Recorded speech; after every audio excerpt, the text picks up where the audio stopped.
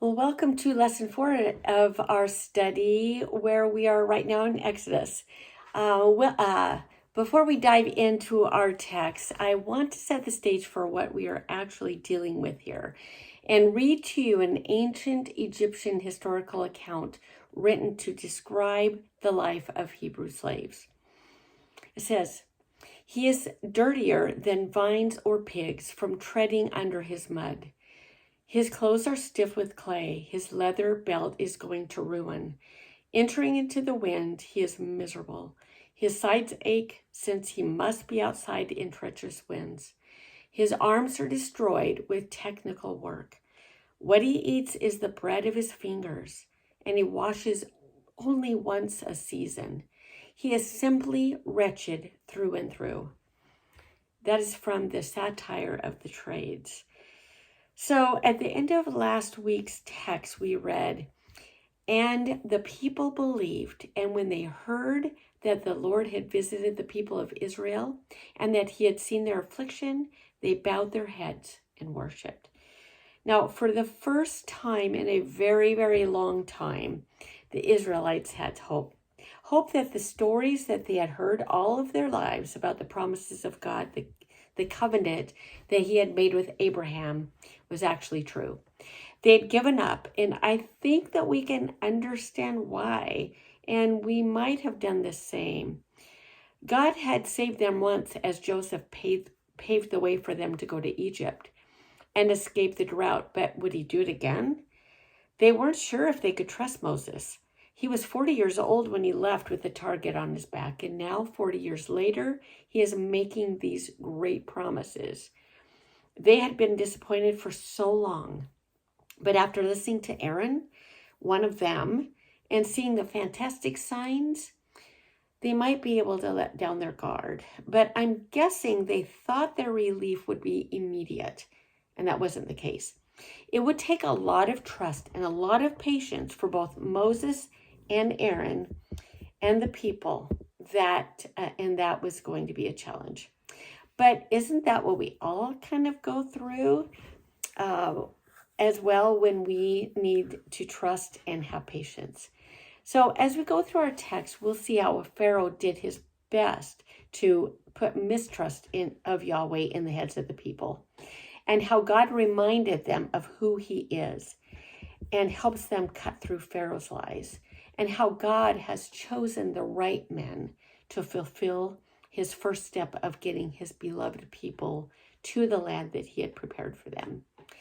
Now, the Israelites would need to learn a great lesson that Solomon would later teach his own son, as he wrote the words in Proverbs 3, 5, and 6. "Trust in the Lord with all your heart, and lean not on your own understanding. In all your ways submit to him, and he will make your path straight." In the great story of the Bible, this is the teaching that we see over and over again. We can't trust ourselves, and we can't trust things pretending to be God's for us. But we can trust in the promises of Yahweh, the one true God. So as we move into chapter 5, the first thing that we see is that Moses and Aaron go to Pharaoh together. Now, this is a pattern that we see all the way through the Bible, people working in pairs. Jesus highlights this pattern in Mark 6, 7, when he sends out the disciples 2 by 2. We all know there's something comforting about having someone else with you when you are trying to do something difficult. It emphasizes the fact that we are created for community. So together they go to Pharaoh and say, "Thus says the Lord the God of Israel, let my people go that you may hold a feast to me in the wilderness." And Pharaoh's arrogant response is, "Who is this God, and why would I listen to him?" In essence, he was saying, this whole thing is a lie, because this Yahweh isn't God. I am. So according to the Reason to Believe Ministries, Egyptian pharaohs were absolute monarchs of what was probably the most powerful nation on earth. They exercised the right of life or death over everyone in their realm, and were accustomed to having their every decree obeyed promptly. and without question. Fawning couriers rarely, if ever, challenged them. And Pharaoh would have no interest in Yahweh because his power ultimately came from Wadjet, the god who would protect him from his enemies. We see the cobra or the serpent appear again, since Wadjet takes the form of a cobra that we see in the Pharaoh's royal headdresses in museums today. Now, it's amazing that Moses and Aaron were able to approach him at all, especially with such a crazy request. To lose the slave workforce would possibly make their world fall apart. And he had to do something to stop the spread of this dangerous propaganda that Moses was spreading. So he set his devious plan in motion. First, he knew he needed to keep them busy. Now, they had to not only make the bricks, but they had to double their workload by gathering their own straw.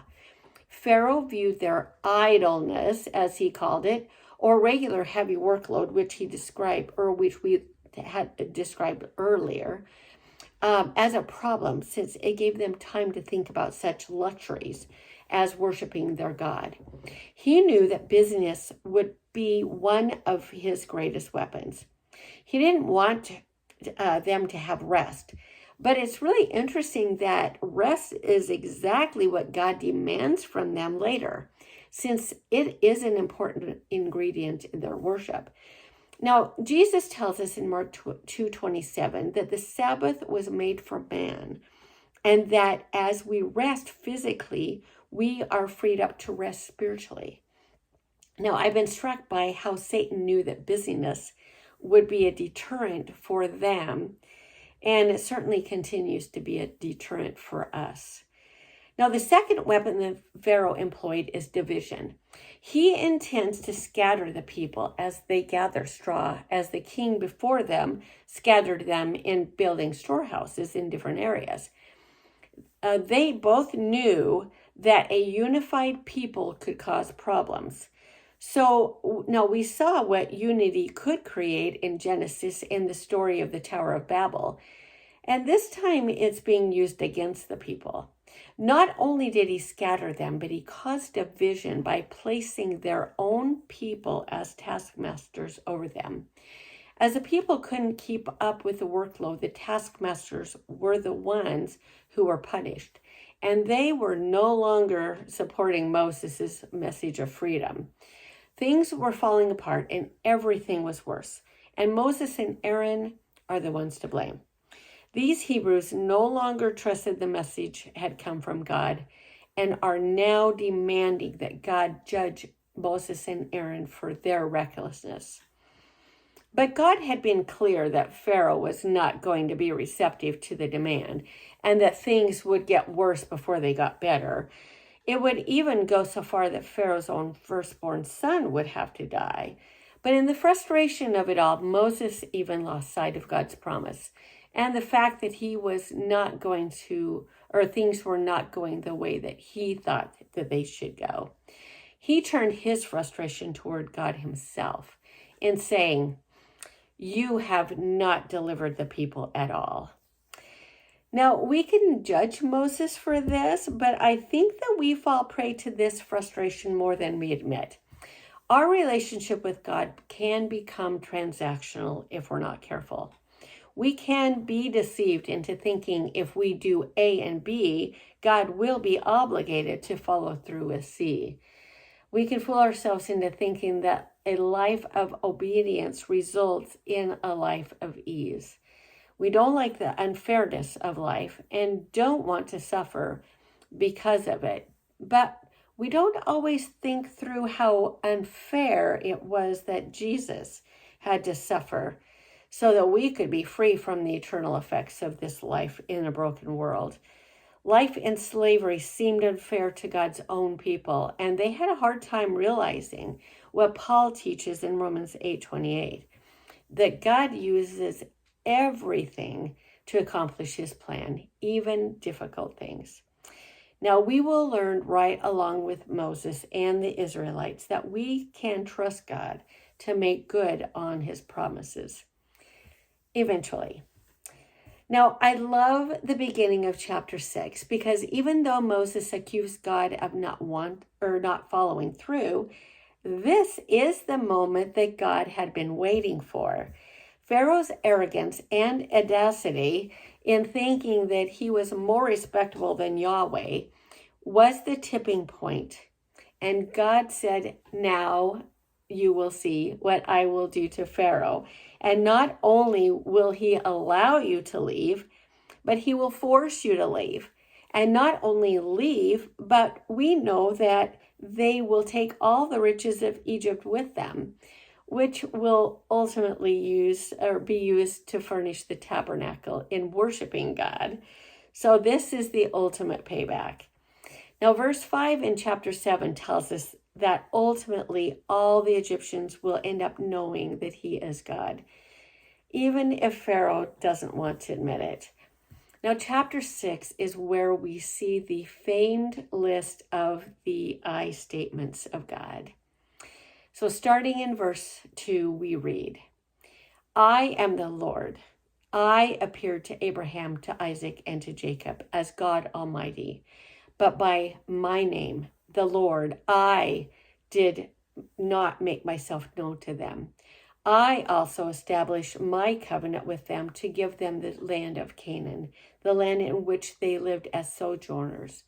Moreover, I have heard the groaning of the people of Israel, whom the Egyptians hold as slaves, and I have remembered my covenant. Say therefore to the people of Israel, I am the Lord, and I will bring you out from under the burdens of the Egyptians, and I will deliver you from slavery to them. And I will redeem you with an outstretched arm and with great acts of judgment.